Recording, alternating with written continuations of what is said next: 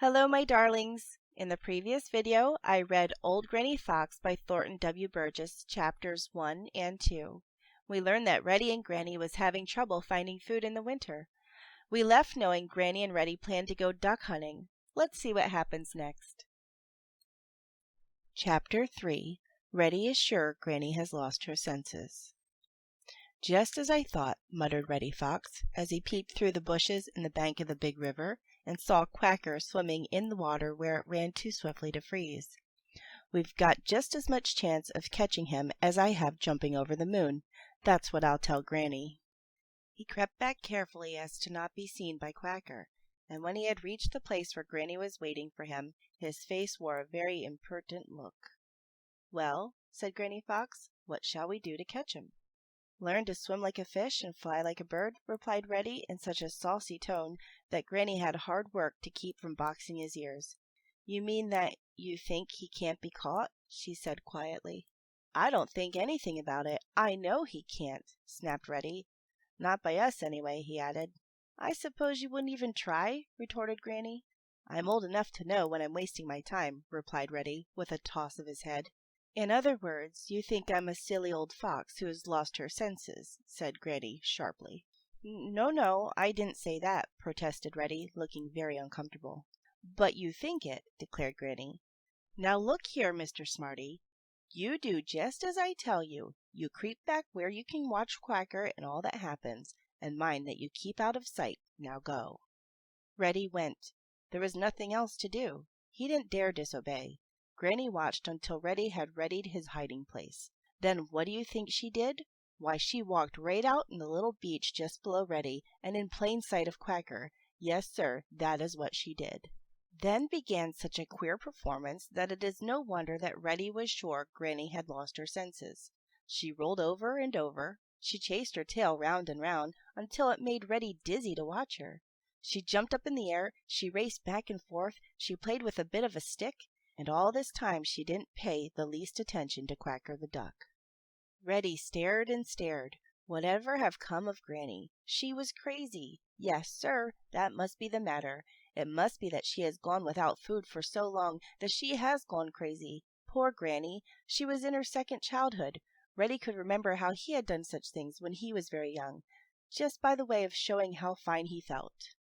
But for a grown-up fox to do such things is undignified, to say the least. You know, Reddy thinks a great deal of dignity. It was worse than undignified. It was positively disgraceful. He did hope that none of his neighbors would happen along to see Granny cutting up so. He never would hear the end of it if they did. Over and over rolled Granny, and around she chased her tail. The snow flew up in a cloud, and all the time she made no sound. Reddy was just trying to decide whether to go off and leave her until she regained her common sense, or to go down and try and stop her, when he happened to look out in the open water where Quacker was. Quacker was sitting up straight as he could. In fact, he had his wings raised to help him sit up on his tail, the better to see what old Granny was doing. "As I live," muttered Reddy, "I believe that fellow is nearer than he was." Reddy crouched lower than ever, and instead of watching Granny, he watched Quacker the Duck. End of Chapter 3. Chapter 4. Quacker the Duck Grows Curious. "The most curious thing in the world is curiosity," said Old Granny Fox. Old Granny Fox never said a truer thing than that. It is curious, very curious, how sometimes curiosity will get the best of even the wisest and most sensible of people. Even old Granny Fox herself has been known to be led into trouble by it. We expect it of Peter Rabbit, but Peter isn't a bit more curious than some others of whom we do not expect it. Now Quacker the Wild Duck was the last one in the world you would expect to be led into trouble by curiosity. Quacker had spent the summer in the far north with Honker the Goose. In fact, he had been born there. He started for the far-away Southland at the same time Honker had. But when he reached the big river, he found plenty to eat and had decided to stay there until he had to move on. The big river had frozen over everywhere except for this one place where the water was too swift to freeze, and there Quacker had remained. You see, he was a good diver, and on the bottom of the river he found plenty to eat. No one would get to him out there, unless it was Roughleg the Hawk. If Roughleg did happen along, all he had to do was dive and come up far away and laugh and make fun of Roughleg. The water couldn't get through his oily feathers, so he didn't mind how cold it was. Now in his home in the far north there were so many dangers that Quacker had early learned to be always on the watch and to take the best care of himself. On his way down to Big River he had been hunted by men with terrible guns, and he had learned all about them. In fact, he felt quite able to keep out of harm's way. He rather prided himself that there was no one smart enough to catch him. I suspect he thought he knew all there was to know. In this respect he was a good deal like Reddy Fox himself, and that was because he was young. It was the way with young ducks and foxes, and with some other youngsters I know.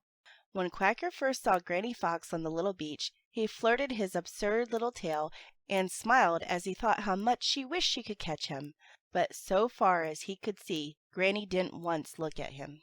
"She doesn't know I'm out here at all," thought Quacker. Then suddenly he sat up very straight and looked with all of his might. What under the sun was the matter with this fox? She was acting as if she suddenly lost her senses. Over and over she rolled, around and around she spun. She turned somersaults. She lay on her back and kicked her heels in the air. Never in his life had he known anyone to act like that. There must be something the matter with her. Quacker began to get excited. He couldn't keep his eyes off old Granny Fox. He began to swim nearer. He wanted to see better. He quite forgot she was a fox. She moved so fast that she was just a queer red spot on the beach. Whatever she was doing was very curious and very exciting. He swam nearer and nearer. The excitement was catching. He began to swim in circles himself. All the time he drew nearer and nearer to the shore. He didn't have the least bit of fear. He was just curious. He wanted to see better. All the time Granny was cutting up her antics, she was watching Quacker, though he didn't suspect it. As he swam nearer and nearer to the shore, Granny rolled and tumbled farther and farther back. At last Quacker was close to the shore. If he kept on, he would be right on the land in a few minutes. And all the time he stared and stared. No thought of danger entered his head. You see, there was no room for it because he was so filled with curiosity. In a minute more I'll have him, thought Granny, and whirled faster than ever. Just then something happened. End of chapter 4. They say curiosity killed the cat. Do you think it'll get the duck too? Are you curious what will happen next? Don't forget to like, subscribe, and turn on your notifications so you don't miss chapters 5 and 6. Until then, take care, stay safe, and know I adore you. Thanks for listening.